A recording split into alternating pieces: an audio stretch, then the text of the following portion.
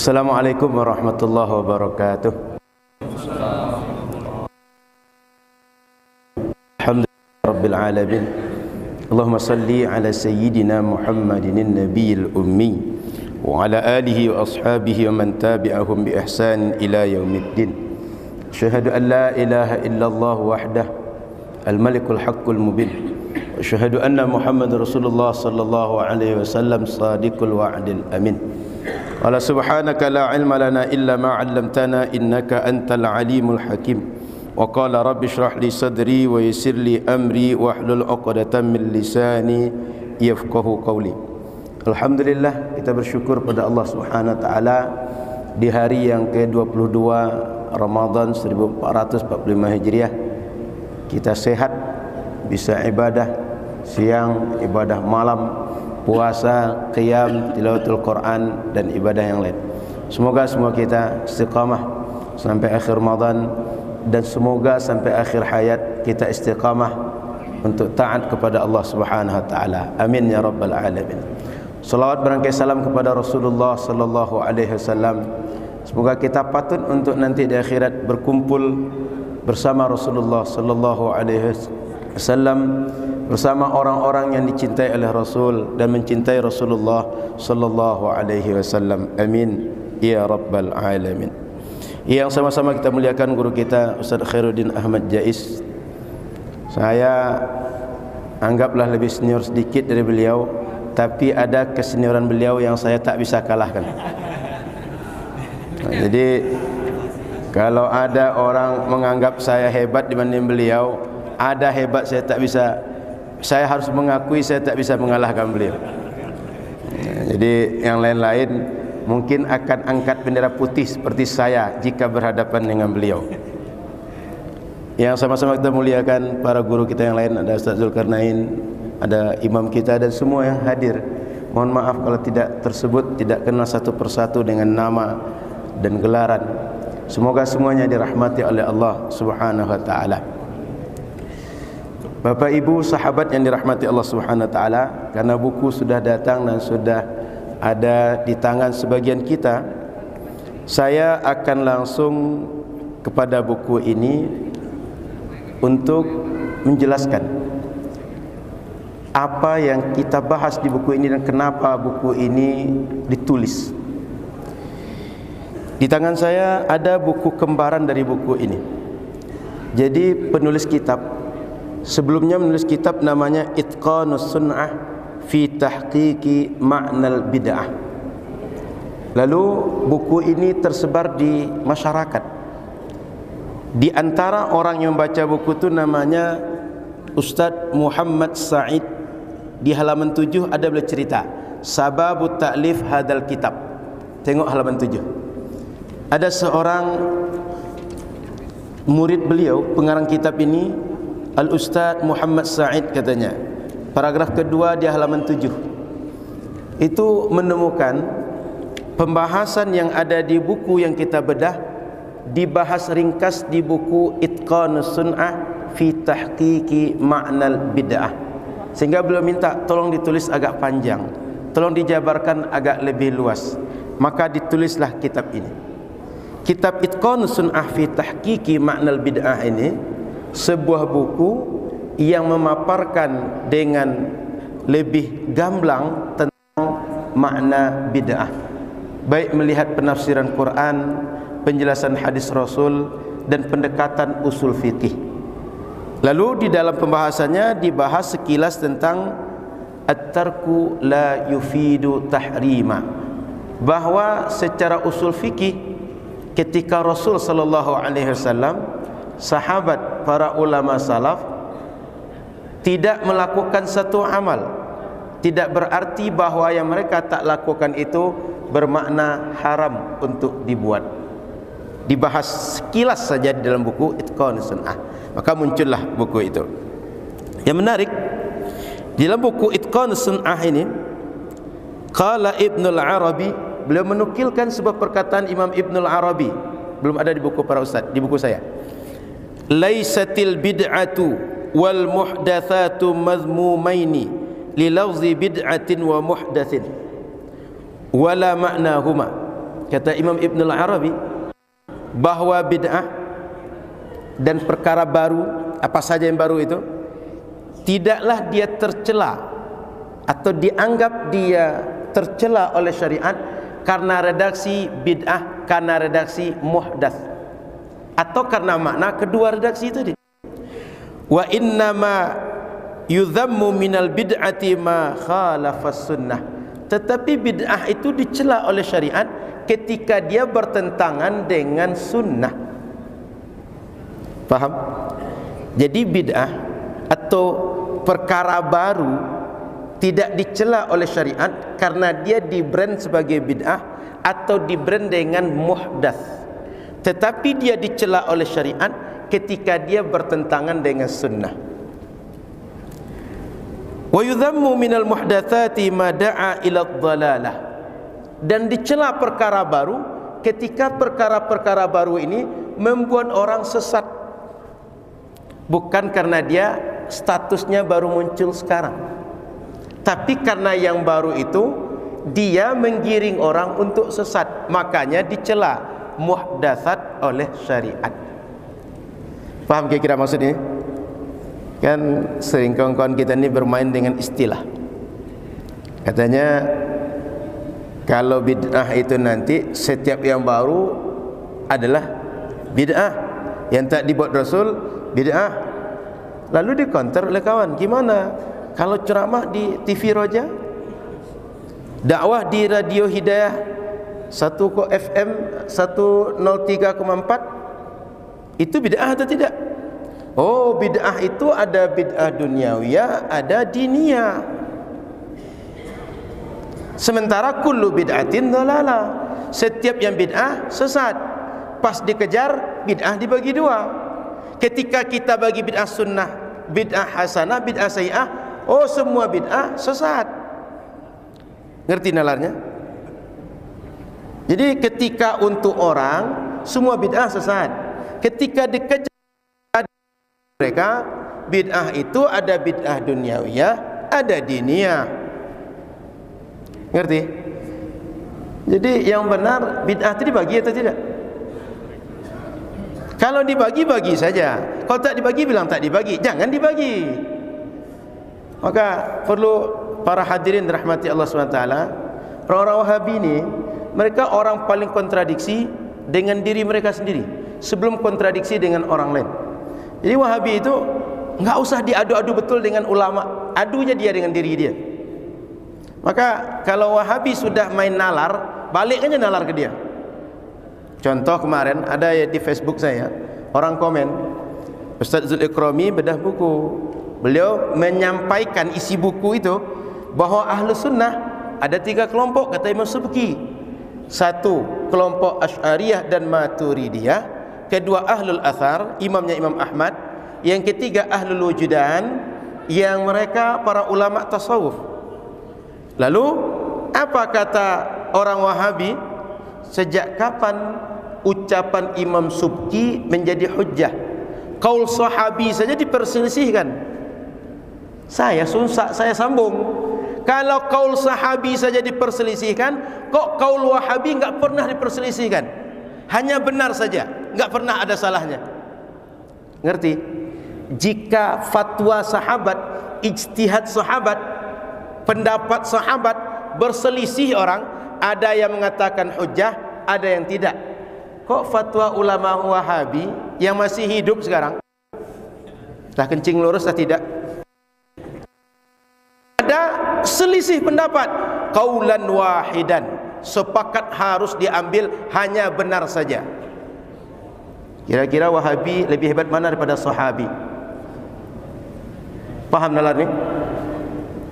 Jadi kadang-kadang dunia terbalik ini mesti kita paham juga, agar kita jangan akhir-akhirnya bingung, saya ini masih waras atau tidak. Sebab saking banyaknya orang gila, kita bingung dengan kewarasan kita. Paham maksud saya? Jadi Bapak Ibu sahabat dirahmati Allah, sengaja saya buka dengan kalimat itu karena banyak orang bermain dengan kalimat bid'ah. Apa kata beliau? Bid'ah itu bukan dia dicela syariat karena redaksinya, karena brandnya, karena istilahnya. dia dicela karena bertentangan dengan sunnah. Itu poin pentingnya. Saya masuk kepada kitab kita. Kitab kita ini, beliau punya banyak pisau analisa yang secara umum ilmu usul fikih dan analisa hadis. Karena beliau ini dikenal khatimatul huffaz. Para ulama segala al-hafiz dalam hadis, beliau dikenal akhir ulama dikenal dengan al-hafiz. Al-hafiz itu ulama hadis yang hafal 100.000 hadis minimal. Beliau adalah orang terakhir. Setelah beliau tak ada lagi.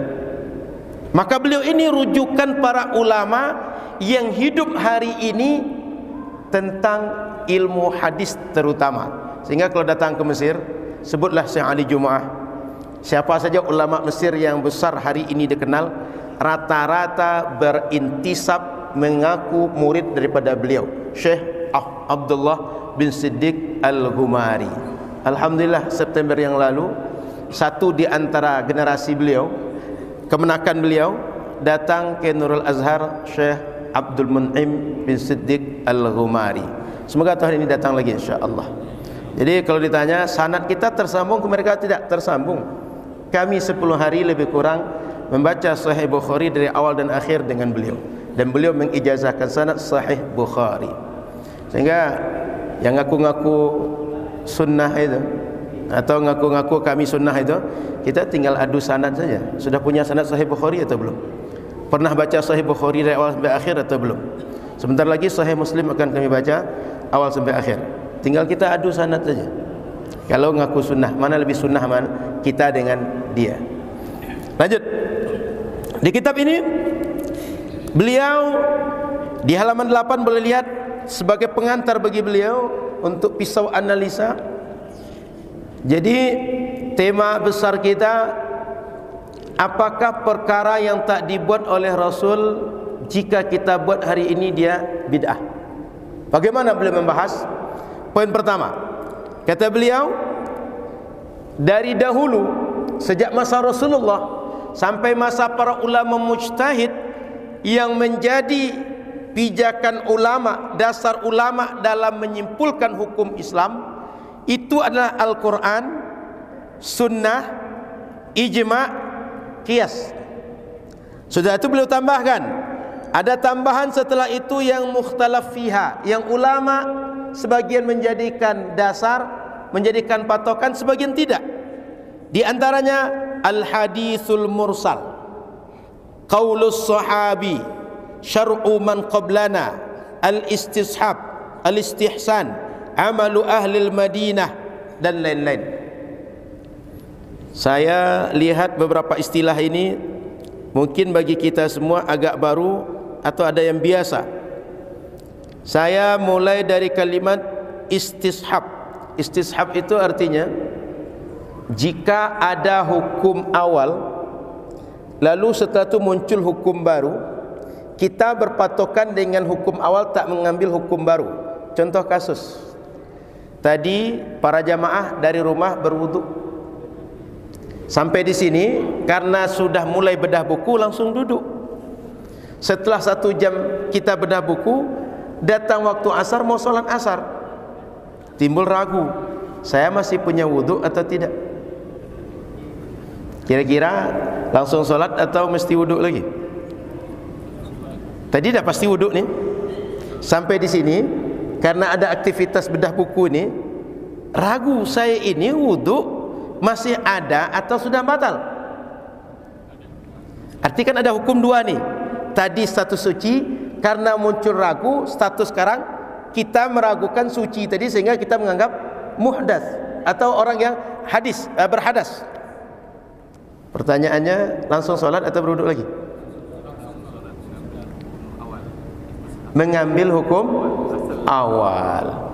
Itulah contoh kasusnya, bahwa hukum awal saya pasti suci, yakin saya, tapi muncul belakangan keraguan saya suci atau tidak.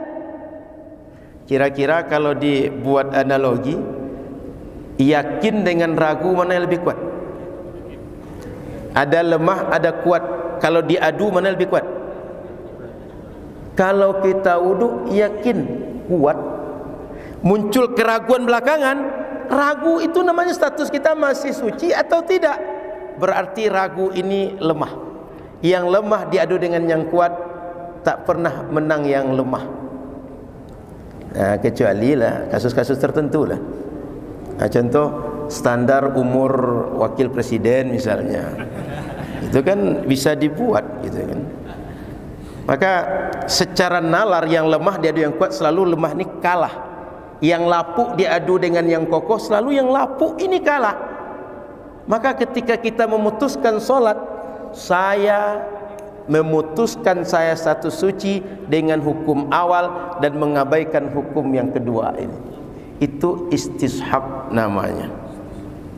Itu tak ada penjelasan dari Quran dan hadis tu. Kamu kalau datang dari rumah tadi, lalu kamu batal wudu, apa kamu ragu batal wudu atau tidak, kamu mesti wudu lagi atau tak usah wudu lagi. Tak ada Quran dan hadis menjelaskan itu.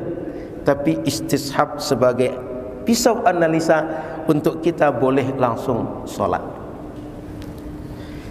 Jadi apa yang ingin beliau sampaikan dari hujjah tadi atau dari sumber-sumber hukum tadi, bahwa kita kalau ingin menyebutkan hukum Islam mesti berpijak dengan Alkitab, As-Sunnah, Al-Ijma', Al-Qiyas, Al-Istihsan, Al-Istishab, Syar'u man qablana, Masalih Mursalah, Uruf dan lain-lain. Kalau tak bersumber dari itu, maka dia bersumber dari nafsu, bukan dari ilmu. Faham? Kan nanti tinggal kita tanya, orang bilang atau Wahabi bilang habis salat asar kita jabat tangan atau itu haram, itu terlarang. Tinggal tanya, ini dasar anda bilang terlarang, dasar anda bilang bid'ah, ini dari mana? Ngerti? Dari sumber hukum yang kita sebut tadi atau tidak? Kalau tidak, berarti dari nafsu anda. Anda tukang buat syariat, anda Tuhan itu, anda tukang buat hukum baru. Inilah ahli bid'ah itu. Paham? Jadi kalau ingin menyatakan ini haram, ini halal, ini boleh, ini tidak, ini makruh, ini sunnah, ini mubah, dasarnya mesti yang disebutkan oleh beliau di tamhid tadi itu. Dasarnya pemikiran dari Al-Quran, dari sunnah, dari ijma', qiyas dan seterusnya. Paham sampai di sini? Poin kedua, beliau bukakan hukum syariat itu ada 5. Di dalam para ulama usul fikih mendefinisikan hukum syariat, apa kata mereka? Al-hukmu syar'i khitabullah al-muta'allaq bi af'alil mukallafin bil iqtida' aw at-takhir. Jumpa itu khitabullah al-muta'allaq bi fi'lil mukallaf di situ. Kalau kita tengok dalam kitab-kitab usul fikih, di antaranya Membaydawi menjelaskan bahwa disebut hukum Allah itu penjelasan Allah terhadap perbuatan kita. Bapak Ibu mendengar sekarang ini hukumnya apa? Haram, sunnah, mubah, makruh. Ini ada hukumnya ini. Saya bicara ini ada hukumnya. Bapak Ibu yang tidur ini, Bapak Ibu yang sedang bicara itu, ada hukum semua perbuatan kita. Tiba-tiba kita duduk di tengah masjid, nengok-nengok sekitar masjid. Hukum menengok ini ada. Setiap perbuatan kita itu ada hukumnya. Nah, syariat sudah menjelaskan bahwa perbuatan-perbuatan yang kalian buat ini hukumnya. Hukum itu ada 5. Ada dia wajib, ada dia sunnah, ada mubah, ada makruh, ada haram. Dari mana datang yang 5 ini? Kita tengok definisi hukum tadi. Penjelasan Allah terhadap perbuatan hamba, apakah berbentuk aktif melakukan pekerjaan atau meninggalkan pekerjaan, atau memilih melakukan atau meninggalkan pekerjaan. Kalau melakukan pekerjaan ada derajatnya wajib, ada yang sunnah. Meninggalkan pekerjaan ada derajatnya haram, ada yang makruh. Memilih melakukan atau tidak, mubah. Di hukum syariat itu kerjakanlah, tinggalkanlah, atau syariat. Kalau tidak ada seperti itu kata syariat, berarti hukum datang dari selain syariat. Ngerti ya? Jadi kata syariat, kerjakanlah itu bisa wajib, bisa sunnah. Tinggalkanlah atau jangan kerjakan bisa haram, bisa makruh. silahkan kerjakan atau tinggalkan, pilih saja. Ini mubah. 5 hukum syariat. Artinya apa? Tidak ada yang namanya hukum syariat bid'ah. Paham? Tak ada namanya hukum syariat bid'ah. Dan tidak ada namanya hukum syariat at-tarku. Apa at-tarku? Nabi tak melakukan, sahabat tak melakukan, ulama salaf tak melakukan. Maka ketika tak melakukan, muncul hukum terlarang jika kita lakukan. Faham? Hukum syariat 5 saja. Lakukanlah, jangan lakukan, atau pilihlah melakukan atau tak melakukan. Tak ada. Kalau tak ada contoh, kalau tak ada penjelasan, maka dia terlarang dibuat. Tidak ada. Mau dibuka kitab usul fikih dari yang paling tipis sampai paling tebal, enggak akan jumpa hukum syariat seperti itu. Paham nalar kedua? Tadi sumber hukum sudah itu, apa saja hukum syariat. Yang ketiga lagi, at-tarku di halaman 9. Apa yang dimaksud kata beliau at-tarku di sini? Ayatrukan Nabi sallallahu alaihi wasallam syai'an lam yaf'alhu aw yatrukuhu salaf as-salih min ghairi ayyatiya hadithun aw atharun bin nahyi an dhalika syai'il matruki yaqtadi tahrimahu aw karahatahu. Pembahasan kita ini membahas tentang bahwa kalau Nabi meninggalkan sebuah pekerjaan, tak melakukan sebuah pekerjaan, contoh Nabi tak melakukan bedah buku macam kita ini ketika iktikaf 10 Ramadan terakhir. Pernah dengar Nabi bedah buku? Sayyidina Umar bedah buku pernah dengar? Khalifah yang 4 bedah buku pernah dengar? Nah, pakai buku macam ini lagi. Apalagi kalau nanti pakai proyektor pula, disiarkan live streaming, pernah dengar? Enggak ada kan? Jadi Nabi tak membuat, kira-kira biar mudah dipahami, Nabi tak buat bedah buku macam ini. Dan para ulama salafus saleh juga tak membuat. Kemudian tidak ada satupun hadis atau ayat Quran atau ucapan ulama baik dari kalangan sahabat atau salafus saleh yang melarang yang tidak dibuat itu. Intinya tak dibuat. Dan tidak ada penjelasan dari Quran, dari hadis, dari ucapan sahabat bahwa yang tak dibuat ini terlarang. Ngerti? Intinya cuma tak ada jumpa dalil, tak ada penjelasan. Lalu ketika semua itu tidak ada, apakah bila kita buat yaqtadi tahrimahu aw karahatahu?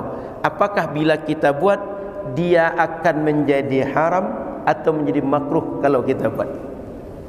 Paham masalah? Fokus kita di situ. Nabi tak membuat, Rasul, sahabat, ulama salaf tak membuat. Kemudian tak ada penjelasan bahwa yang tak dibuat itu terlarang oleh syariat. Kan bedah buku ini ada penjelasan bahwa larang oleh syariat kan? Jabat tangan setelah solat itu kan enggak ada penjelasan syariat itu terlarang kan? Paling kalau orang punya dalil, tak jumpa Rasul jabat tangan dengan sahabat habis solat. Kan gitu kan? Termasuk zikir tarawih itu. Setiap 2 rakaat kita salam, ada doa, ada solawat, ada zikir, ada istighfar. Itu kan paling dalil orang Rasul tak membuat. Tapi Rasul tak membuat, kemudian ada dalil menjelaskan bahwa itu terlarang, kan enggak ada. Ada yang jumpa larang sampai sekarang? Tak ada. Justru kalau kita tengok di masa para ulama mazhab yang 4 hidup dulu, masa sahabat hidup dulu, mereka memang mengisi jeda setiap 4 rakaat itu dengan doa, dengan zikir, dengan solat, bahkan tawaf kalau yang di Makkah. Makanya di Madinah karena tak bisa tawaf, Imam Malik dengan ulama Madinah, tawaf ini supaya dapat juga pahala yang banyak di saat-saat jeda, dibuatlah solat 2 kali 2 rakaat. Pengisi jeda setiap 4 rakaat 20 rakaat tarawih. Maka orang Madinah tarawih 20 rakaat tambah 4 rakaat setiap jeda, karena 20 4 kali 4 16 tambah 20 36 tarawih orang Madinah. Jadi kalau ada yang tanya, kira-kira salaf membuat tidak berdoa berzikir antar jeda tadi itu? Itu Imam Malik saksinya. Kira-kira solat dengan zikir Lebih banyak mana pekerjaan solat pada zikir? Zikir itu kan bagian kecil pada solat. Jika yang besarnya boleh, yang kecil lebih boleh. Ngerti maksud saya? Solat dan zikir itu kan keduanya adalah sama ibadah. Zikir bagian dari solat. Kalau Imam Malik dan ulama Madinah, ini salaf atau bukan? Imam Malik salaf atau bukan? Imam Malik itu meninggal 179. Kata Imam Ibnu Hajar Al-Haytami, Al-Mutaqaddimun itu, ulama yang disebut dengan salaf itu, yang hidup 4 abad pertama Islam. 179 masuk salaf atau tidak? Imam Abu Hasan meninggal 324, salaf atau tidak? Salaf. Imam Malik dan pengikut Imam Malik di Madinah, setiap 4 rakaat diisi jeda solat 2 rakaat kali 2, 4 rakaat. Makanya tarawih jadi 30. Kok orang hari ini bilang kita baca selawat, baca zikir per 2 rakaat atau 4 rakaat enggak dibuat salaf? Mau Imam Malik membuat. Mau salaf seperti apa lagi? Kalau salaf 88 memang tak ada zaman itu. Paham maksud saya? Yang dibuat fadlan minallahi wa rahmah, al-khalifatul awal, al-khalifatul thani, itu kan zikir-zikir di ujungnya, doa di ujungnya itu.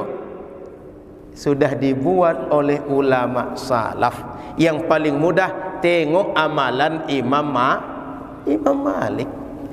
Kita ini kan kadang-kadang karena tidak disuapkan ini ya tinggal santap itu, jadi bingung yang mana mau disantap itu. Imam Malik itu tinggal santap sebenarnya, cuma nalar kita tak sampai ke situ. Kira-kira perbuatan Imam Malik ini bisa jadi dalil atau tidak? Enggak sampai nalar kita ke situ. Padahal itu dalil. Ngerti? Ada Rasul ngajarkan solat 4 rakaat setiap jeda 4 rakaat tadi itu. Jangankan Rasul, Sayyidina Umar juga enggak ngajar kan? Ngerti? Jadi kalaulah dihitung-hitung bid'ah, kira-kira Imam Malik itu bid'ah atau tidaknya? Jika solatnya Imam Malik itu tak ada ajaran Rasul, tak ada ajaran sahabat, zikir kita tak ada ajaran Rasul, ajaran sahabat, ngopi, mauta, ngobrol, santai-santai, leha-leha, ada ajaran Rasul dan sahabat. Kita kalau kehidupan Rasul dan sahabat itu, tengok kata Rasul, tanamu aini wa la yanamu qalbi. Mataku ini bisa tidur kata Nabi, tapi hatiku tak pernah tidur. Maknanya Nabi itu tak pernah putus berzikir. Orang Wahabi memahami bahawa istirahah itu, jeda itu nyantai-nyantai. Enggak. Itu kalian, Nabi enggak gitu, sahabat enggak gitu. Santainya sahabat itu mereka tak bergerak badan, tapi hati mereka tak lepas berzikir. Orang awak ni kadang-kadang disamakannya Rasul dengan dia, disamakannya sahabat dengan dia. Ibarat pelari sprinter. Orang sprinter itu larinya 100 meter itu 1 menit kurang dia. Awak lumpuh, kakinya tak bisa bergerak, mengaku pula saya paling hebat dibanding Zohri yang dulu juara dunia itu. Dia kan manusia, saya juga manusia. Dia orang Lombok, saya orang Riau. Lebih maju Riau pada Lombok itu lagi katanya. Dia lupa, dia lumpuh. Zohri itu juara internasional, sprinter paling kencang di dunia. Ngerti maksud saya? Disamakannya santainya para sahabat dengan santai mereka ngobrol-ngobrol, ngopi-ngopi. Awak disebut bid'ah, dia tak bid'ah. Padahal entah lebih bid'ah mana dia dibanding kita. Ngerti nalarnya? Makanya saya bilang dengan Wahabi itu tak usah serius-serius betul, sambil ngopi aja bisa menjawab mereka. Balikkan ucapan mereka tu. Tadi kan contoh kaul sahabi, kaul Wahabi tinggal gitu kan aja. Kan di internet kan gitu. Hati-hati akhi, ucapan antum akan dipertanggungjawabkan di hadapan Allah. Tinggal balikkan ucapan kamu. Macam kita aja bertanggung jawab di hadapan Allah dia. Paham maksud saya? Jadi kalau ada orang Wahabi ini mencoba menintimidasi, jangan langsung kena nyali. Tegakkan badan tu, tengok dia, jawab ke dia, ente gitu. Balikkan ke dia. Awak pula digertak-gertak dia. Orang tak berilmu menggertak orang berilmu. Ini orang ngaji ni, orang tak ngaji menggertak orang ngaji. Dari mana nyali kita ni? Ngerti maksud saya? Jadi termasuk nanti yang ngaji-ngaji nih, kalau suatu saat jalanan kan musafir nanti kalau pulang kampung, tak jelas siapa akan jadi imam, tolong maju, jangan biarkan sembarang orang maju. Tah siapa itu? Solat kita di musola halte, yang ngaji-ngaji ini tolong maju jadi imam. Nanti jangan-jangan yang jadi imam itu orang yang tak beres bersuci dia, orang tak beres baca bismillah dia. Untung solatnya sir, tak tahu kita. Jadi saran saya yang alim nih, yang mengerti, yang mengaji ini, tolong jadi imam. Di kampung-kampung kita nampak semuanya pada pada tawaduk, mendahulukan yang lain itu jadi imam. Tolong jangan mundur, jangan biarkan orang maju, maju kita. Jelas kita mengaji. Orang tak mengaji pula dibiarkan untuk jadi imam. Kira-kira kita ini ngikut orang berilmu atau orang berilmu tak ngikut orang tak berilmu? Paham pertanyaan saya ini? Jadi tolong nanti abang, kakak, ibu, bapak, termasuk yang nonton pengajian ini, jika di suatu saat ada kondisi semua orang tawaduk merasa yang lainnya jadi imam, tolong segera maju. Jangan biarkan orang bodoh yang mengisi posisi yang mestinya orang berilmu yang mengisi. Balik kita kepada buku kita. Jadi jelas bahwa Nabi tak melakukan. Kemudian tambah, tak ada penjelasan bahwa yang tak dilakukan itu dia terlarang dibuat. Ngerti? Jadi dua poinnya. Satu, tak dibuat oleh Rasul, tak buat oleh sahabat, tak buat ulama salaf. Yang kedua, tidak ada penjelasan syariat melarang yang tidak dibuat itu untuk dibuat, baik secara langsung atau tidak langsung. Ini. Kita lanjut di halaman 10. Beliau memberikan beberapa nalar berfikir kepada kita. Apa kata beliau? Inna tarkan Nabi sallallahu alaihi wasallam syai'an fayahtamilu wujuhan ghair tahrim. Nabi kalau tak membuat sesuatu itu, banyak kemungkinan selain yang haram, selain bermakna haram. Contoh kata beliau, satu, ayyakuna tarkuhu adatan. Boleh jadi Nabi meninggalkan sesuatu karena adat tak biasa beliau. Contoh, dihidangkan daging bakar. Bagi orang kampung itu makanan paling lezat, tapi Rasul tak makan. Ketika itu sahabat merasa heran, Rasul kenapa tak makan? Bertanyalah sahabat, aharamun huwa, apakah yang kami makan ini haram yang kau tak makan? Kata Rasul, faqala la, tidak. Walakinnahu lam yakun bi ardi qaumin fa ajiduhu uafuhu. Ini tidak biasa di kampung saya, sehingga saya tak sadap untuknya. Saya yakin abang kakak semua. Kebetulan kemarin ada syekh dari Mesir, Salahuddin bin Muhammad Salahuddin Ali Asyami itu disebut duriannya sudah mulai marah beliau, tak suka beliau. Apalagi dihadapkan durian ke beliau. Kenapa? Orang Mesir tak biasa menghadapi rimba Indonesia yang banyak duriannya. Sehingga baru sebut duriannya ya, sudah merasa alergi beliau. Apalagi durian dihadapkan ke beliau. Kenapa? Bukan karena durian haram, tapi karena beliau tak biasa makan durian. Rasul pernah mengalami itu. Dihidangkan makanan, tak dimakan Rasul. Kenapa? Karena Rasul tak biasa makan itu. Kan kita kadang-kadang juga begitu kan. Meskipun kata orang kampung ini makan paling enak di kampung kami. Kan kalau datang kita ubi tumbuk. Kalau datang kita ke orang-orang Tapanuli, ubi tumbuk itu mahal sekali itu. Jarang dapat itu. Kalau kami di kampung makan anyang misalnya, anyang pucuk kalikih misalnya, anyang yang dibayangkan sekarang buka pula nanti. Atau berbagai menu-menu yang menjadi khas di kampung itu, bagi orang kampung, ini paling mahal, tak kami dapat kecuali saat Idul Fitri saja. Tapi bagi kita yang tak biasa makan, biasa saja. Bahkan melihat saja nampak macam tak selera kita. Ngerti? Maka Rasul kadang-kadang tak melakukan sesuatu, tak mau sesuatu karena tak biasa saja. Bukan karena yang dilakukan orang lain Rasul tak melakukan, karena haram Rasul tak melakukannya. Paham? Kemungkinan pertama Rasul tak melakukan itu karena tak sejalan dengan adat Rasul.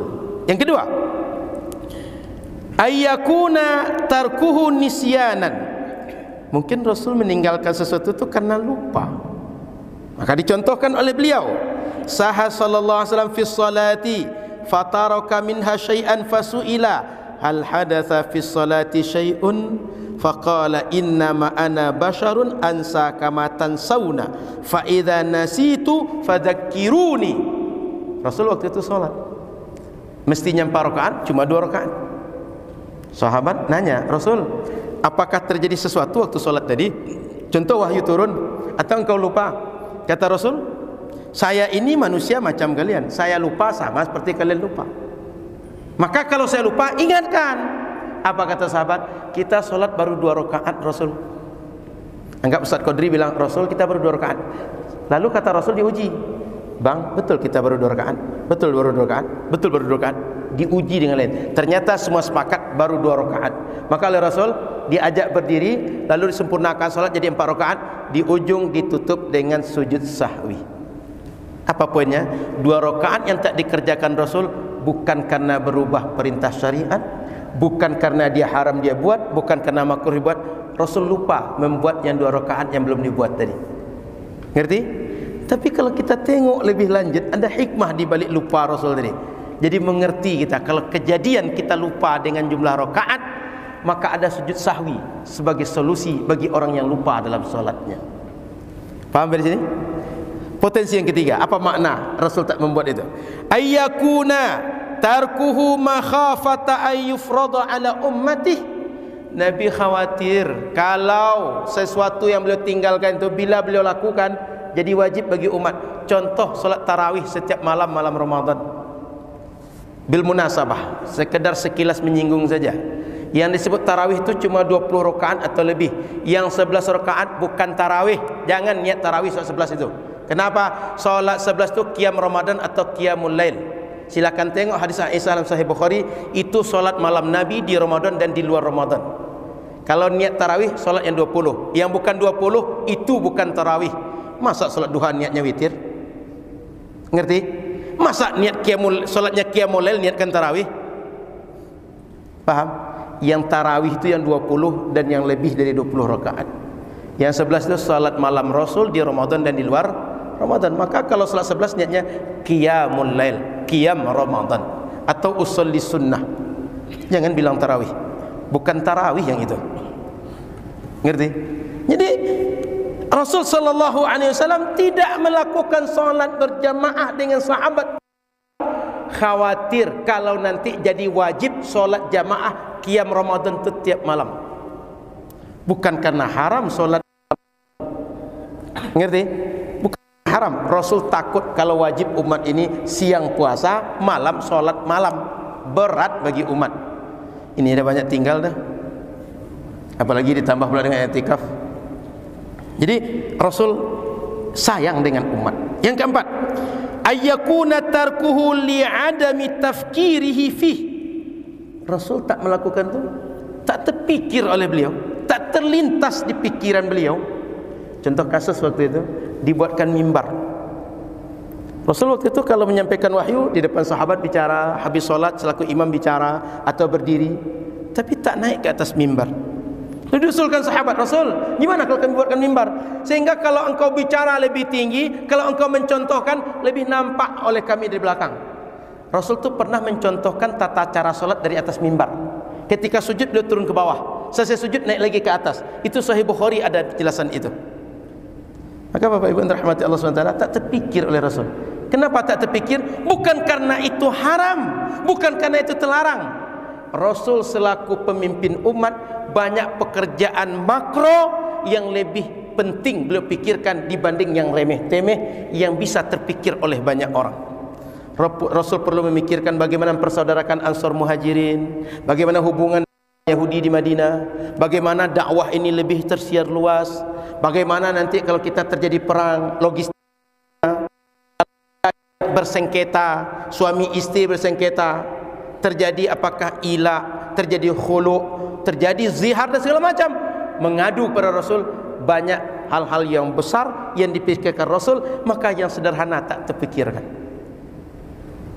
Jadi Bapak Ibu, kalaulah kita bertanya, kira-kira kita tanya Pak Prabowo, andaikan dia jadi presiden nanti, terpikir oleh dia bahwa bedah buku ini maslahat untuk umat Islam? Paham maksud saya? Jadi presiden itu jangan berpikir hal-hal yang teknis. Kayak orang cari itu. Jadi presiden itu berpikir yang besar, ide. Maka tengok Pak Anies ketika bicara selalu bicara ide, bukan bicara teknis. Yang teknis-teknis itu bicara orang-orang suruhan. Ngerti? Jadi manajer itu, seorang leader itu bicara ide, narasi. Bukan gimana cara masangkan baut ke sini ke mic itu. Itu bukan begitu. Presiden enggak itu bicaranya. Paham? Jadi Rasul itu bicara skala besar. Maka yang kecil-kecil umat yang ingat diusulkan kepada Rasul, diterima oleh Rasul, maka muncullah di belakangan. Contoh. Lanjut. Yang kelima potensinya. Ayyakuna tarkuhu lidukhulihi fi umumi ayatin au ahadis. Menurut Rasul, ini tidak perlu penjelasan spesifik lagi. Kenapa? Penjelasan ayat, hadis yang menjelaskan umum sudah banyak. Kita perlu tahu realita bahwa perbuatan baik itu sangat-sangat banyak tak terhitung oleh kita. Mungkin yang tak terhitung oleh kita lebih banyak dibanding yang terhitung oleh kita. Contoh, pernah tak terpikir oleh kita bahwa di masa pandemi sedekah terbaik itu adalah memberikan masker? Pernah enggak dulu terpikir oleh kita? Dengan adanya pandemi, ternyata APD, ternyata masker, mengetahui psikologis orang sedang isolasi mandiri, ternyata itu adalah sedekah paling hebat di saat itu. Ngerti? Tidak pernah terpikir kita kalau tak terjadi pandemi itu. Maka abang kakak sahabat rahmati Allah SWT, syariat itu Al-Quran dan hadis, dalilnya ada yang umum, ada yang khusus. Dan jangan menuntut semua dalil harus khusus. Kenapa? Kalau semua dalil harus khusus, setiap manusia sampai kiamat mesti dijelaskan. Sepakat? Maka hukum bedah buku ini mesti dijelaskan oleh Quran dan hadis. Kira-kira mungkin Quran hadis menjelaskan hukum bedah buku ini? 14 abad lalu Nabi dah meninggal dah. Bedah bukunya baru sekarang. Menyiarkan live streaming ini baru sekarang adanya. 14 abad dulu tak ada. Jadi kalau orang menuntut mana dalil khususnya, mana dalil Quran dan hadisnya, redaksinya mana?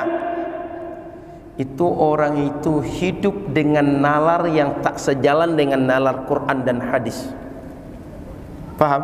Quran hadis ini sudah dipersiapkan oleh Allah untuk umat yang akan hidup sampai kiamat, bukan umat yang hidup di masa Rasulullah saja, tapi umat yang akan hidup sampai kiamat, yang alat kehidupan mereka, perilaku mereka akan berubah setiap masa. Bang Rizal, di zaman Rasul ada profesi penyiar radio bang? Penyiar TV bang? Nggak ada. Sekarang ada.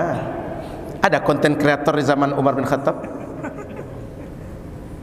Jadi kalau setiap masalah mesti dijelaskan dalil khusus, konten kreator mesti ayat Quran dan hadis yang menjelaskan. Berapalah ayat Quran akan kita hafal, berapalah hadis Nabi akan kita kumpulkan. Sampai kiamat tak akan berhenti pekerjaan itu. Faham nalar ini? Maka ayat Quran dalilnya umum dan dalilnya khusus. Oleh Nabi, perbuatan-perbuatan baik ini banyak ayat yang sudah menjelaskan. Yang paling hafal oleh kita, "Faman ya'mal mithqala dzarratin", sekecil apapun kita berbuat baik, Allah akan tengok, akan dipandang, akan dicatat, dibalas oleh Allah. Orang kalau nalarnya berjalan, berarti ayat ini menyuruh saya agar berbuat baik sebanyak-banyaknya. Karena kenapa? Jangankan besar, jangankan banyak, kecil pun dibalas oleh Allah, dicatat oleh Allah, berguna dunia dan akhirat saya. Sehingga orang baik, orang yang nalarnya hidup, orang yang ingin hidup singkat dunia bermanfaat, selamat di akhirat, dia akan manfaatkan sekecil apapun kemungkinan untuk berbuat baik. Belum lagi, man jaa bil hasanati falahu asyru amsalha. Siapa saja yang berbuat baik, Allah berikan pahala 10 kali lipat kebaikan yang dia buat. Itu motivasi. Sehingga kalau paham motivasi itu, orang akan hidupnya buat baik terus. Wal asri innal insana lafi khusr illa alladhina amanu wa amilus solihat. Orang yang tak merugi itu orang berbuat amal soleh. Maka orang yang mengerti hidup ini akan saya isi dengan amal soleh semua. Tak perlu spesifik yang mana amal soleh yang kamu buat, yang tidak. Faham? Jadi Nabi itu karena sudah banyak dalil Quran dan hadis bersifat umum, tidak perlu satu persatu dijelaskan. Bedah buku boleh, i'tikaf di Masjid Raya An-Nur boleh, ada acaranya pakai tadabbur, pakai muhasabah, kemudian nanti mana tahu pakai hadroh pula. Pokoknya berbagai bentuk kegiatan kita buat hari ini, berbuka bersama di bawah payung An-Nur yang tak ada masjid lain itu, meskipun rusak satu itu. Itu tuh tidak pernah ada penjelasan Nabi ini boleh dan tidak. Alhamdulillah, sebagai rasa syukur kepada Allah, setiap hari di An-Nur ini minimal 100 paket orang berbuka bersama di sini. Rata-rata 200 sampai 300 setiap hari. Kalau akhir pekan bisa 500 sampai 600 yang berbuka. Sehingga solat di saf ini nih 3,5 rata-rata kalau maghrib itu saya tengok. Ustaz Zul, mohon maaf Ustaz, satu saf ini berapa kira-kira sih Ustaz? Kalau 3,5 saf berarti minimal orang tu 500 lah anggap, belum perempuan. Jangan-jangan kalau maghrib di An-Nur ni rata-rata tiap hari orangnya bisa 1.000 orang. Sepi An-Nur ni 220-an Ustaz. Itu baru 3 saf setengah laki-laki, belum perempuan. Jangan-jangan 1.000 setiap hari orang solat maghrib di sini. Sepi An-Nur tu. Kalau 1.000 orang solat, sepi atau tidak tu? Karena ada orang bilang An-Nur ni sepi, kata dia. Kalau tak datang ke An-Nur memang tak nampak orang di An-Nur. Tapi kalau datang ke An-Nur nampak. Saya karena sering berbuka di sini, tahu saya 3,5 saf di sini.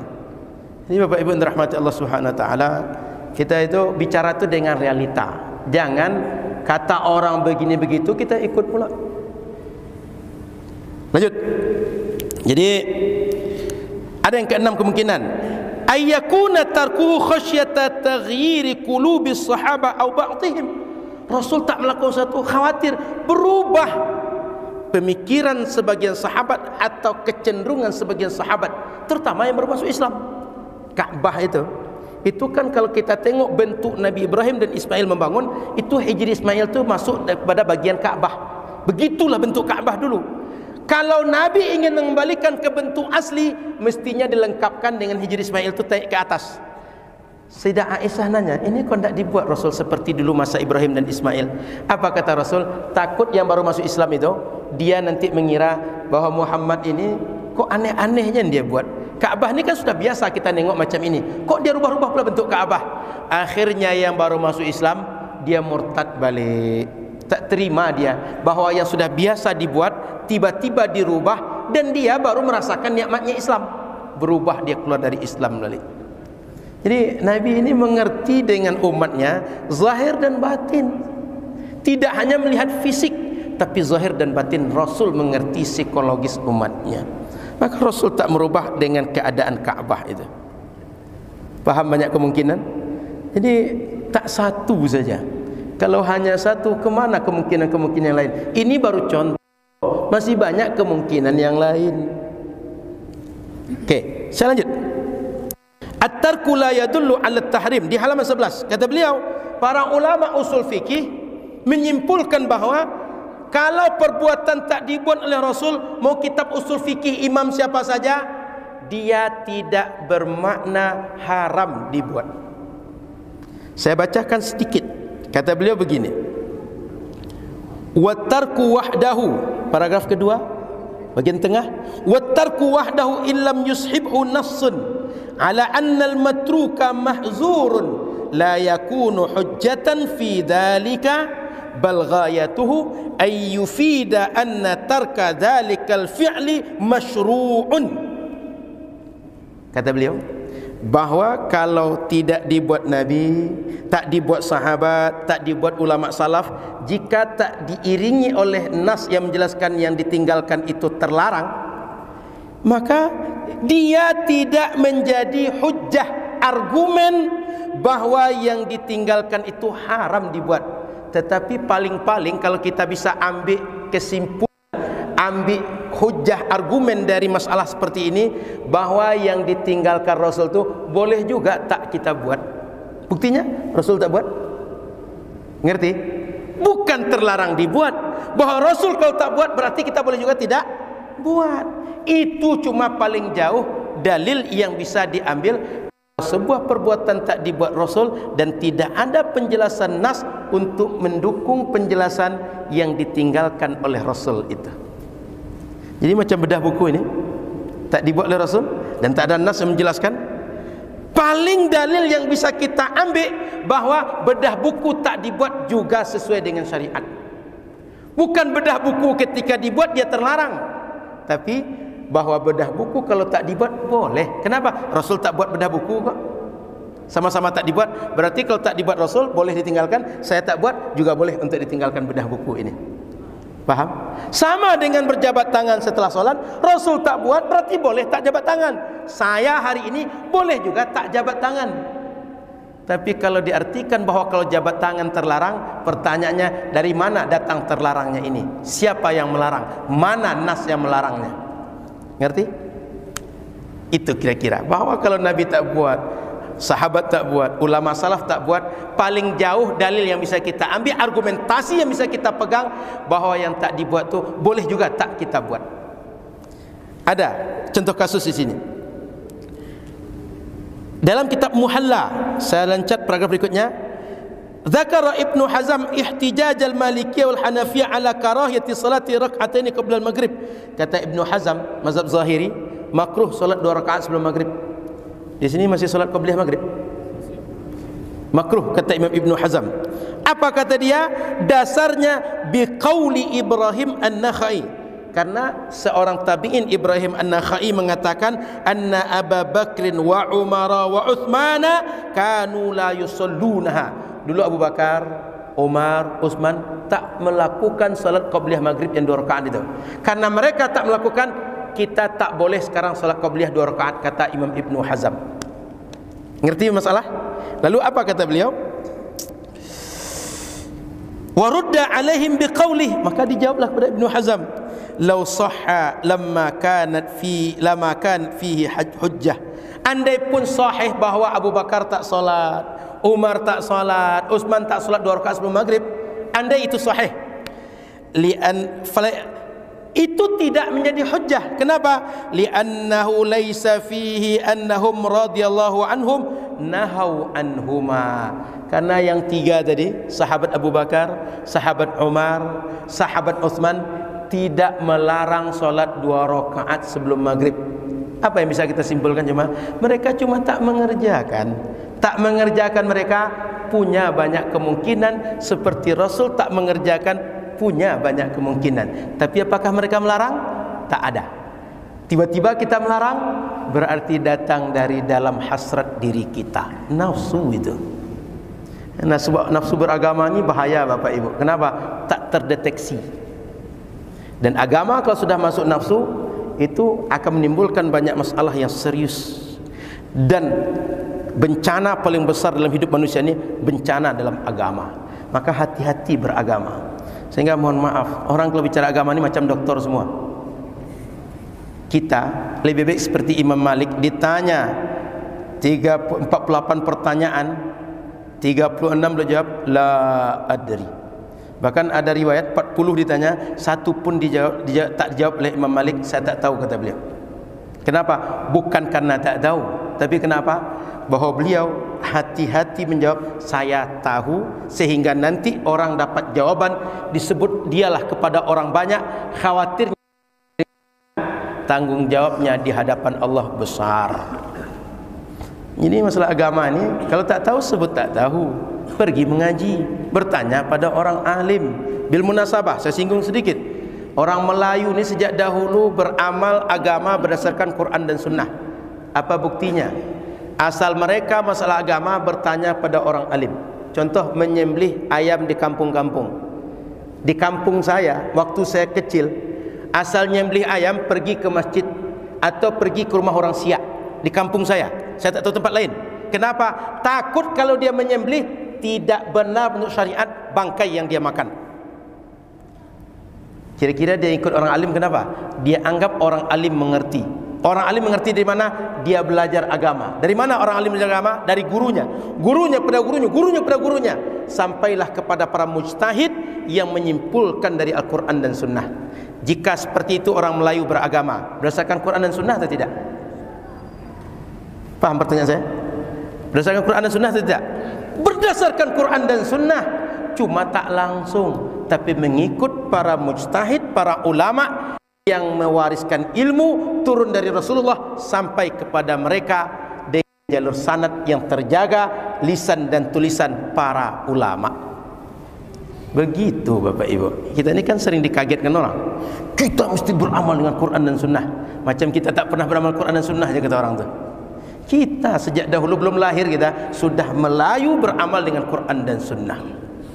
Orang tu kerana tak biasa dengan Quran dan Sunnah, makanya dia menyebut terma itu. Dia tak biasa dengan Quran dan Sunnah, biasa dengan nafsu. Maka dia, kita mesti kembali pada Quran dan Sunnah. Karena dia tak selama ini tak bersama Quran dan Sunnah. Betul Pak Iba? Itu jagonya itu. Ngerti betul dengan nalar-nalar itu. Bapak Ibu yang dirahmati Allah Subhanahu wa taala. Jadi itu contoh tadi bahwa kalau Rasul, kalau sahabat, ulama salaf tak melakukan, tidak berarti haram dibuat. Contoh kasus perbuatan Sayyidina Abu Bakar, Umar dan Uthman, mereka cuma tak membuat tapi tak melarang. Beda tak membuat dengan tak melarang, dengan melarang. Paham ya? Ini kan bahasa Indonesia nih. Tak membuat dengan melarang dua hal yang berbeda. Jangan dijadikan tak membuat menjadi bermakna terlarang. Itu tidak amanah namanya. Kita tengok. Lalu yang larangan itu bagaimana? Tengok di halaman 12. Dalam syariat yang disebut dengan larangan, bila redaksi ayat Quran dan hadis ada larangan, ada nahyu di situ. Contoh, la taqrabuz zina, la tashrabul khamra, la ta'kulu amwalakum. Ada kalimat larangan di situ. Jangan kalian dekati zina, jangan kalian makan harta kalian dengan cara batil, jangan minum khamar. Ada larangannya. Itu terlarang, jangan dibuat. Atau redaksi kedua, lafzut tahrim disebutkan dalam Quran dengan redaksi haram. Hurimat alaikumul maitah, diharamkan bangkai untuk kalian. Berarti terlarang kita buat. Kenapa? Jelas redaksinya haram kalau kalian buat. Atau yang ketiga, dhammul fi'li awit tawa'udi alaihi bil iqab, dijanjikan dengan siksa atau dicela oleh syariat. Kalau kita buat, marah syariat dengan kita, dihukum oleh syariat, diazab oleh syariat, baru dia terlarang. Tapi kalau tak ada indikasi seperti ini, maka sebuah perbuatan syariat dia tidak bermakna terlarang. Sehingga kalau boleh balik ke awal sedikit, muqaddimah tahqiq di halaman 5. Tengok halaman 5 sekadar tahu saja, saya tidak akan membahas bahwa dalam syariat kalau ada nahyu, ulama usul fikih menjelaskan maknanya tak sekedar otomatis haram atau makruh, banyak.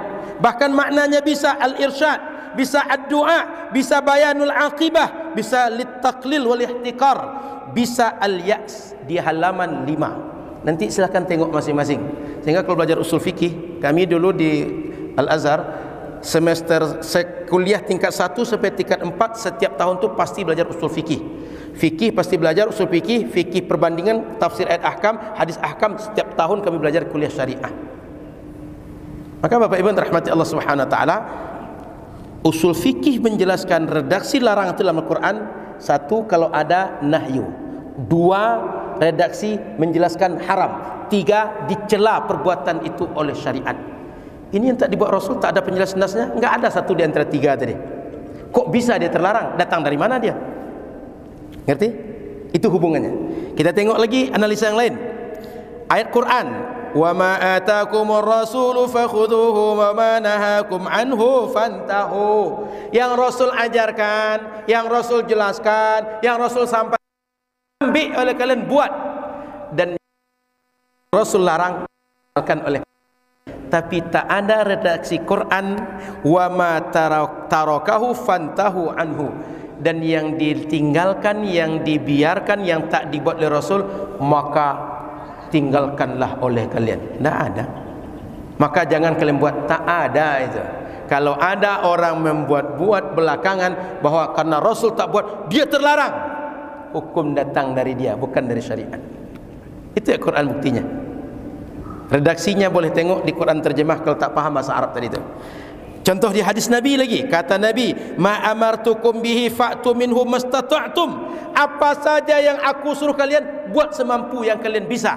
Wa ma nahaitukum anhu fajtanibuhu. Yang aku larang, jauhilah oleh kalian. Rasul tak menyebut yang aku tinggalkan, yang tidak aku buat maka jauhilah oleh kalian. Tak ada itu. Faham? Jadi buatlah atau janganlah buat. Kira-kira begitu kata Rasul. Tidak ada yang tidak aku buat, yang aku diamkan, yang aku tinggalkan. Bahwa aku tak pakai sarung pergi solat macam kita ini, maka kalian jangan buat pula. Tak ada keterangan itu. Aku tak pakai macam peci hitam ni, macam kita ni. Rasul tak membuat ini bukan berarti kalau kita buat sekarang dia otomatis haram kita buat. Ngerti? Yang haram tu kalau Rasul larang, kalau Quran larang, kalau hadis larang. Yang keempat analisanya, annal usuliyin arafu sunnata bi annaha qaulun nabi, bahwa sunnah itu qaul nabi, kemudian fi'lun nabi, takrirun nabi. Sunnah itu perbuatan nabi, ucapan nabi, persetujuan nabi. Tidak ada tarkuhu, tak ada yang tak dibuat nabi. Jadi jangan kira bahwa nabi tak buat satu itu sunnah juga. Tidak ada. Sunnah itu cuma 3. Perbuatan nabi, perkataan nabi, persetujuan nabi. Maka kalau ada orang tiba-tiba melarang, sunnah yang mana di antara yang 3 ini? Ngerti? Lanjut. Yang kelima, annal hukma khitabullah, bahwa kata para ulama usul, hukum syariat itu adalah penjelasan Allah. Annalladzi yadullu alaihi Qur'an au sunnah au ijma' au qiyas, berarti yang disuruh oleh Quran, disuruh oleh sunnah, disuruh oleh ijma', disuruh oleh qiyas. Wa tarku laisa wahidan minha fala yakunu dalilan. Kalau tidak ada penjelasan Quran, tarku kan tak ada penjelasan Quran. Yang tak dibuat Rasul itu kan tak ada penjelasan Quran, tak ada penjelasan hadis, tak ada penjelasan ijma', tak ada penjelasan daripada qiyas, maka dia tidak merupakan dalil. Saya ulang, bahwa hukum itu perintah Quran menjelaskan tentang kerjakanlah atau jangan kerjakan atau pilihlah. Sekarang tak ada penjelasan Quran dan hadis, ijma' tak ada, qiyas tak ada. Berarti bahwa Nabi tak melakukan, ini bukan dalil. Kok tiba-tiba ini dalil paling hebat sekarang? Nabi yang mana menyampaikan? Quran yang mana menjelaskan? Hadis yang mana yang menjelaskan? Ngerti? Quran dan hadis sudah selesai, Nabi sudah meninggal, tak ada Nabi baru. Kalau ada Nabi baru, Nabi palsu itu, agama palsu itu. Paham? Lanjut. Terakhir, analisa beliau. Anna tarka yahtamilu anwa'an ghairat tahrim. Kan bahwa kalau Rasul tak melakukan sesuatu itu kan potensi maknanya banyak tadi. Rasul mungkin tak terfikir, Rasul mungkin tak biasa, atau sudah menurut Rasul terwakili ayat umum, hadis umum. Maka dalam kaidah usul fikih, anna ma dakhalahu al-ihtimal saqata bihi al-istidlal. Jika sebuah argumen dia punya kemungkinan banyak maksud, tidak bisa dijadikan argumen untuk satu hukum tertentu. Bahasa kitanya, kalimat ini debatable atau multitafsir. Kalau dia multitafsir, jangan jadikan untuk menyimpulkan sebuah hukum tertentu. Ngerti? Itu kalimat pernyataan atau argumen kita macam itu rentan diserang orang. Kenapa? Dia multitafsir. Yang namanya multitafsir, saya bisa menafsirkan, Ustaz Khairuddin bisa menafsirkan, para jamaah bisa menafsirkan. Jika itu dijadikan alat kita, oh rapuh, diserang habis-habisan sama orang nanti, terkapar nanti. Ngerti? Usul fikih menyebutkan begitu, bahwa kalau ada sebuah argumentasi dia memiliki banyak multitafsir, itu tak bisa dijadikan argumentasi. Kenapa? Karena dia tidak final untuk satu maksud tertentu, sehingga enggak bisa disimpulkan menjadi haram. Maksud yang lainnya masih banyak, bahkan untuk haram tak ada indikasi, untuk makruh tak ada indikasi. Kok bisa tiba-tiba dia haram, dia makruh? Paham? Itu kira-kira pisau analisa dari usul fikih. Kan sedikit Ustaz Khairuddin 245 Ustaz. Sudah itu kita diskusi nanti. Para ahibba yang dirahmati Allah Subhanahu wa taala. Ini sering orang berargumen bahwa kalau Rasul kerjakan kita kerjakan, kalau Rasul tinggalkan kita tinggalkan. Pernah dengar itu? Ini kan Rasul tinggalkan, berarti kita tinggalkan juga. Kenapa kalian kerjakan? Kan gitu nalarnya. Kita tengok bagaimana analisa di sini. Kata Imam Ibn Sam'ani, "Idza taraka Rasul syai'an wajaba alaina mutaba'atuhu." Kalau Rasul meninggalkan sesuatu, wajib kita ikut Rasul juga. Berarti tinggalkan juga. Paham nalar ini? Wastadalla bi anna as-sahaba hina ra'awan nabi sallallahu alaihi wasallam amsaka yadahu anid dabbi tawaqqafu wa sa'aluhu anhu. Lalu mereka berdalil, kan Nabi waktu disediakan daging bakar tadi itu kan Rasul tak makan. Berarti kalau Rasul tak makan, kita jangan makan juga. Kira begitu. Apa jawaban kepada beliau ini? Lakin jawabuhu bi annahu laisa biharam. Sahabat langsung konfirmasi, Rasul kok tidak dimakan? Kenapa engkau tak makan? Rasul menjelaskan, ini tak haram, cuma aku tak biasa saja. Ngerti? Jadi kaedah yang disampaikan di awal bahwa Rasul kalau meninggalkan wajib kita tinggalkan juga, itu tidak kaedah yang paten dan semua masalah mesti begitu. Buktinya dikonfirmasi oleh sahabat langsung bahwa Rasul meninggalkan bukan karena haram, tapi ada sebab yang lain. Paham ni? Ini kalau kita buka lah referensi ulama, terbuka pikiran kita, bisa menjawab orang-orang bongak itu. Sudah itu. Ada ucapan Ibnu Taimiyah halaman 14. Ibnu Taimiyah ditanya, ada orang ziarah kubur, lalu dia minta tolong atau dia di kuburan itu bertawasul, beristighatsah agar dia sembuh atau hewannya sembuh, sehingga dia minta kepada Allah di kuburan orang yang dikunjungi. Bagaimana kata Ibnu Taimiyah ketika tanya masalah itu? Kata beliau panjang jawabannya, yang inti jawaban beliau, walam yaf'al hadza ahadun minas sahaba wat tabi'in. Ini tak dibuat oleh seorang pun sahabat dan tabi'in. Wala amara bi ahadun minal a'immah, seorang pun imam tak menyuruh macam ini. Yakni annahum lam yas'alu du'a 'anil nabi ba'da wafatihi, bahwa sahabat, tabi'in, para imam tak ada seorang pun meminta doa kepada Nabi setelah Nabi mati. Artinya kalau Nabi hidup, Nabi saat Nabi hidup, setelah Nabi meninggal tak ada yang melakukan itu. Sekarang Anda lakukan itu. Sehingga kalau ditanyakan masalah ini, bagaimana kata Imam Ibnu Taimiyah, kama kanu yas'alunahu fi hala hayati. Dulu sahabat, tabi'in, ulama salaf tak membuat, berarti tak boleh juga dibuat. Kata Imam Ibnu, bagaimana jawab penulis Imam Abdullah bin Siddiq Al-Gumari menjawab, wa qultu fi raddi alaih, kata beliau, wa anta khabirun bi anna hadha la yasihu dalilan lima yadda'ihi wa dhalika liwujuhin. Kata beliau, jawaban Ibnu Taimiyah ini enggak ilmiah, enggak bisa jadi jawaban. Kenapa? Satu, anna adama fi'li sahabah lidhalika yahtamilu an yakuna amran ittifaqiyan, ay ittafaqa annahum lam yatlubu du'a minhu ba'da wafatih, wa yahtamilu an yakuna dhalika 'indahum ghaira jaiz aw yakuna jaizan wa ghairuhu afdal minhu fatarakahu ila al-afdal. Bahwa sahabat tidak melakukan minta doa kepada Nabi setelah Nabi meninggal itu ada banyak kemungkinan. Satu, mereka sepakat tetap boleh. Dua, mereka tak sepakat, atau mereka menganggap bahwa ini sepakat tapi ada yang lebih afdal dibuat, sehingga mereka tak melakukan karena ada yang lebih afdal untuk dibuat. Tapi tak bermakna tak melakukan karena itu haram atau itu berselisih dengan syariat. Ngerti? Tadi kan banyak kemungkinan tadi.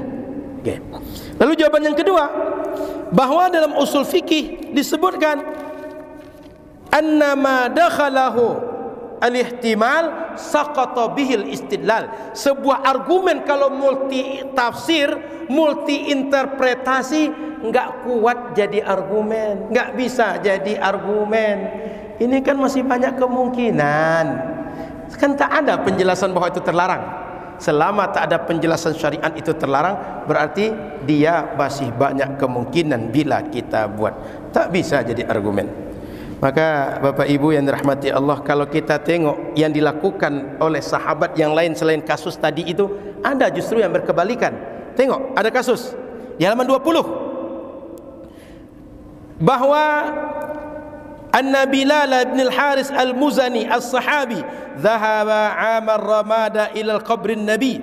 Dulu di masa pancaklik, masa Sayyidina Umar bin Khattab, orang mengadu, datang dia ke kuburan Nabi, ya Rasulullah, istasqi li ummatik fa innahum qad halaku. Kata sahabi itu, Nabi, tolonglah minta kepada Allah agar diturunkan hujan, karena orang Madinah hampir mati saking panjangnya kemarau, tak ada air lagi. Lalu apa yang terjadi? Fa'atahu fil manami, tidur orang tadi, Nabi datang dalam tidurnya, bermimpi dia berjumpa dengan Nabi. Sahabat Bilal tadi itu. Wa qala lahu, apa kata Nabi kepada Bilal tadi? Idhhab ila Umar wa akhbirhu annahum masquna. Pergi pada Umar, kasih tahu pada Umar, kalian akan disiram sebentar lagi. Hujan akan turun kepada kalian. Wa qul lahu alaikal kaisal kaisa. Katakan pada Umar, siapkan penampung air karena air akan banyak turun. Kalau kita baca hadis lebih lengkap, sampai tumbuhlah rumput-rumput di Madinah, gemuklah hewan-hewan karena hujan itu turun tak sebentar, tak sedikit, tapi banyak dan berkepanjangan lama. Kalaulah tak diminta berhenti, tak berhenti hujan saat itu. Artinya ada sahabat Nabi sepeninggal Nabi datang ke kubur Nabi, minta, ya Rasulullah, tolong akan kepada Allah agar diturunkan hujan. Sudah hampir mati ini Nabi. Ibnu Taimiyah berdalil, tidak dibuat sahabat katanya. Ini ada sahabat buat. Paham? Berarti dibantah oleh perbuatan sahabat. Dakwanya, klaimnya tidak ada sahabat buat, tapi hadis sahih sahabat buat. Maka saya ingatkan pada saya dan kita semua, kalau tidak tahu dalil mending bilang saya tidak tahu. Kalau tak paham bilang saya tak paham. Kalau tak setuju bilang tak setuju. Saya tak setuju dengan anda bilang, tapi jangan bilang itu tak sunnah, itu tak sesuai dengan Quran dan sunnah. Paham? Jadi bilang aja saya tak tahu, saya tak paham, saya tak sepakat dengan anda. Bilang aja gitu, fair. Jadi Wahabi anda di Pekanbaru ni, kita perlu tahu aja, kata orang Pekanbaru ini surganya orang Wahabi, surganya sunnah. Jadi orang Pekanbaru siap-siaplah untuk disesatkan. Siap-siaplah semuanya. Ke depan siap-siap anak cucu kita akan dimangsa oleh ajaran-ajaran sesat itu. Hari ini kalau saya pengajian di banyak tempat, sudah banyak orang tua yang mengadu, Ustaz, macam mana cara menghadapi anak kami? Baru kelas 2 SD baru kami dibilangnya bid'ah. Kami dipaksanya pakai cadar. Kami dipaksanya potong celana kami. Tahu dari mana anak TK, anak SD itu macam itu? Jangan gitu, itu bid'ah tu mah. Ada di Facebook saya kemarin diskusi tentang baca bismillah atau bismillahirrahmanirrahim. Sudah banyak orang mengetawakan dia, tak juga sadar dia tak paham gitu. Sekali-sekali kalau mau berperang tu bawa peluru lah. Kalau perlu pakai rudal lah. Ini senjata yang tak ada, ngajak perang pula orang pakai rudal. Jadi Bapak Ibu rahmati Allah Subhanahu wa taala, kita dalam syariat ini jelas panduan kita, jelas aturan dan kaedah syariat. Jangan membuat-buat itu berisiko besar. Kalau tak tahu, kalau tak setuju, bilangnya tak tahu, tak setuju. Jangan membawa qala Allah, qala Rasul. Berdusta-dusta sendiri saja, jangan bawa Allah dan Rasul. Man kadzdzaba alayya muta'ammida, kata Rasul, siapa saja yang sengaja berdusta atas namaku, falyatabawwa maq'adahu minan nar. Siap-siapkanlah oleh kalian tempat kalian dalam neraka. Saya kira itulah sedikit penjabaran dari buku ini. Nanti kalau ada pertanyaan saya akan jawab. Kalau tak ada pertanyaan, saya akan kasih satu pemungkas yang kata beliau supaya pintar kita tak sama. Silakan Ustaz Khairuddin, saya kembalikan.